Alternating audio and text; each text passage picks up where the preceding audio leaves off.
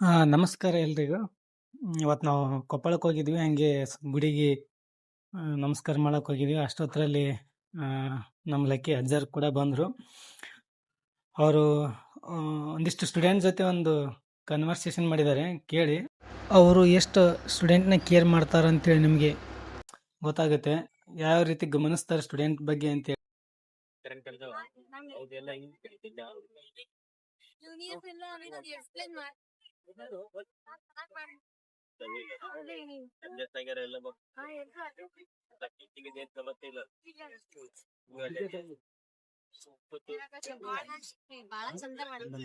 ಸ್ವಲ್ಪ ಬರ್ರಿ ಆಧಾರಲ್ಲ ಬರ್ಬಾರ್ದು ಜಲ್ದಿ ನೋಡಿದ್ರಲ್ಲ ಯಾವ ರೀತಿ ಅವರು ವಿದ್ಯಾರ್ಥಿಗಳ ಬಗ್ಗೆ ಎಷ್ಟು ಗಮನ ಹರಿಸ್ತಾರೆ ಅಂತೇಳಿ. ಹೀಗಾಗಿ ಅಲ್ಲಿ ಸಾಕಷ್ಟು ವಿದ್ಯಾರ್ಥಿಗಳು ಅವ್ರ ಫ್ರೀ ಎಜುಕೇಷನ್ನು, ಆಮೇಲೆ ಪ್ರತಿಯೊಂದನ್ನು ಅವರು ಫೆಸಿಲಿಟಿ ಒದಗಿಸ್ತಾ ಇದ್ದಾರೆ ವಿದ್ಯಾರ್ಥಿಗಳಿಗೆ.